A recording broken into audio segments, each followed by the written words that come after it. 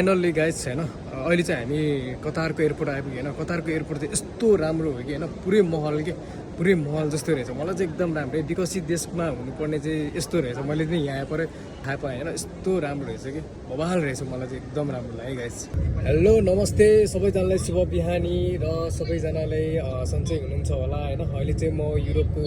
Europe सिटीमा छु भने र फर्स्ट टाइम चाहिँ म ट्रेन चढ्दै चाहिँ एकदम यहाँ चाहिँ राम्रो लाग्यो मलाई यहाँको फेसिलिटीहरू यहाँको डेभलप हैन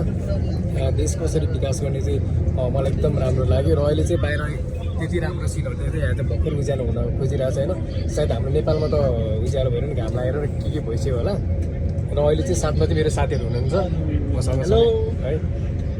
र हजुरहरूलाई म युरोपको यहाँको दृश्यहरू होइन यहाँको भ्यूहरू म मजाले देखाउन गइरहेको छु फ्री हुने बेला होइन फ्री हुने बित्तिकै म तपाईँलाई देखाउन गइरहेको छु भने हजुरहरूले भिडियो हेरेर साथ दिनु होला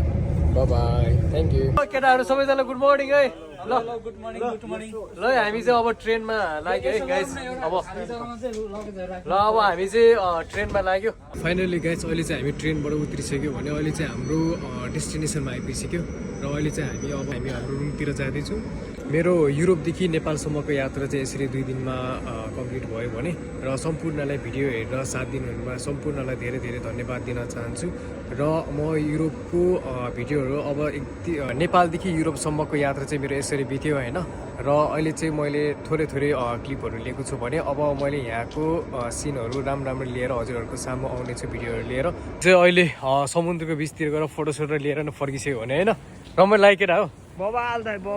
लाग्यो ल यहाँतिर चाहिँ घरहरू यस्तो दामी छ कि अनि त्यो परको व्हाइट कलरको बिल्डिङ छ नि ठुलो अपार्टमेन्ट जस्तो हो त्यो चाहिँ हामी काम गर्ने होटेल हो है त्यो काम गर्ने ठाउँको होटेल हो र सम्पूर्णलाई होइन भिडियो हेरेर साथ दिनुभएकोमा सम्पूर्णलाई धेरै धेरै धन्यवाद दिन चाहन्छु र अहिले पछि पनि यस्तै राम्रो कन्टेन्ट भिडियोहरू लिएर हजुरहरूको सामु उपस्थित हुनेछु भने हजुरहरूले सधैँ यसरी